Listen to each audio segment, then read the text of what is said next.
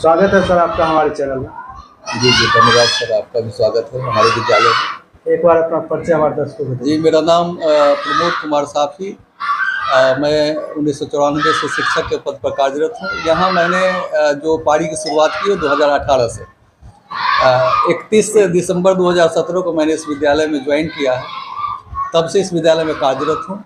विद्यालय की जो पूर्व की स्थितियाँ थी वो अच्छी नहीं थी, इसलिए यहाँ के जो गार्जियन थे इसको चरवाहा विद्यालय कहा करते थे, क्योंकि यहाँ पढ़ाई का वातावरण नहीं था। और हमारे जो पदाधिकारी थे वो इस विद्यालय को मृत विद्यालय मानते थे। ये मरा हुआ विद्यालय है, इस विद्यालय से कुछ संभव नहीं है, इस विद्यालय को उठाना किसी के बूते की, किसी बाहर की बात। लेकिन जब हम आए तो देखे बहुत सारी चुनौतियां हैं यहाँ पे। विद्यालय में पूरा गेट वगैरह नहीं था, पूरा चारों तरफ से 20 होकर के ही लोग जाते आते थे। मैंने इसको चुनौती के रूप में लिया, क्योंकि मैंने जब बुचौली से मैंने जब काम शुरू किया तो 1994 से लेकर के 2012 तक मैं उस विद्यालय में रहा और उस विद्यालय की काया कल्प हो गई।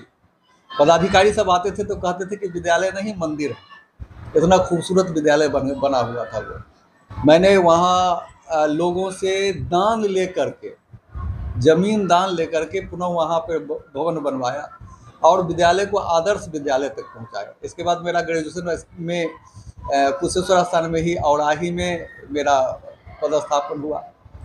वहाँ उससे पहले हमारे रविंद्र कुमार सिंह थे, बहुत अच्छे लोग थे, बहुत मेहनत करने वाले लोग थे, लेकिन विद्यालय की वो भी मेरा वही रहा।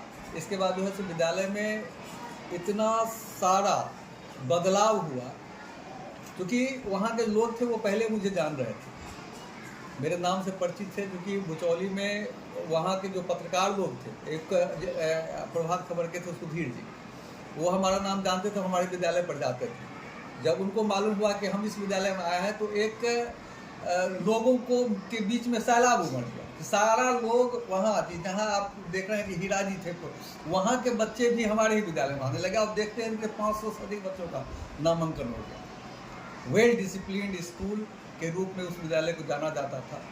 हालांकि अभी स्थितियाँ थोड़ी सी बिगड़ गई हैं।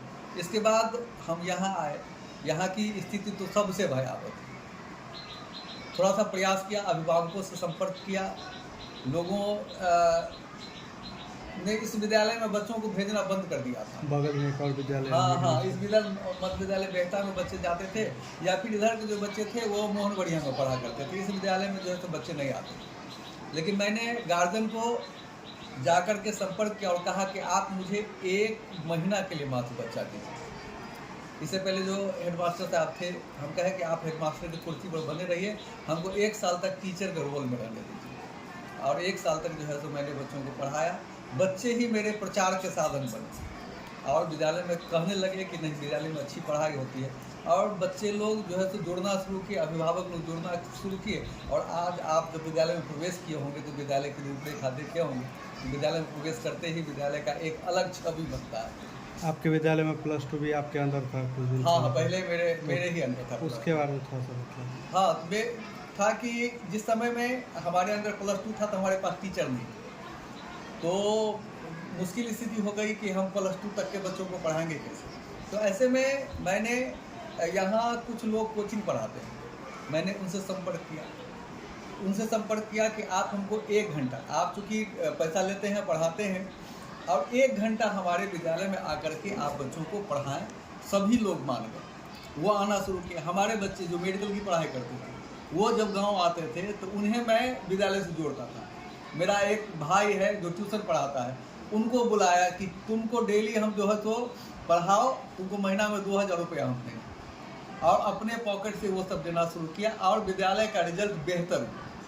टीचर हम बहुत कम थे, लेकिन बाहरी सपोर्ट हमको पूरा मिला। यहाँ पंखा नहीं था, यहाँ 22 पंखा गार्जियन ने दिया। तो इस तरह जो है सो हम लोग विद्यालय को लगभग ये पिछले वर्ष तक 2025 तक हम जो है तो चलाए हैं।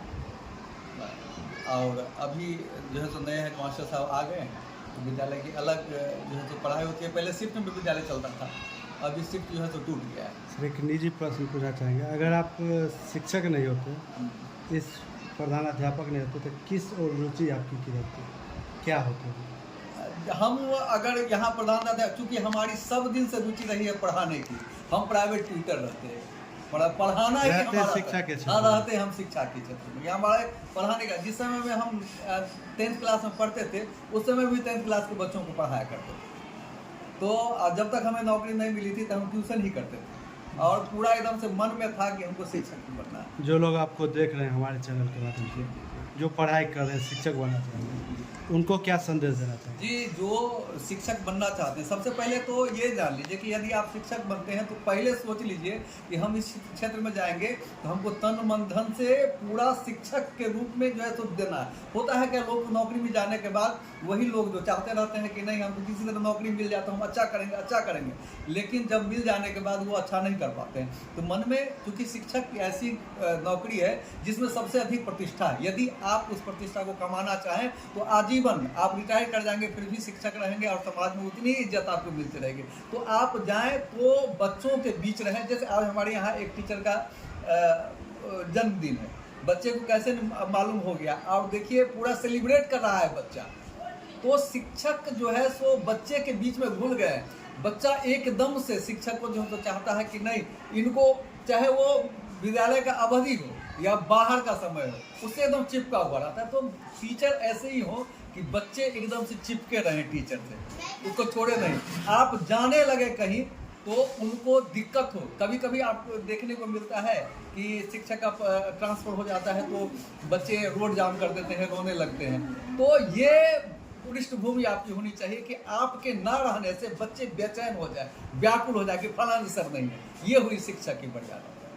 तो ऐसे शिक्षक बने और मेहनत करें, निश्चित रूप से शिक्षक बनेंगे।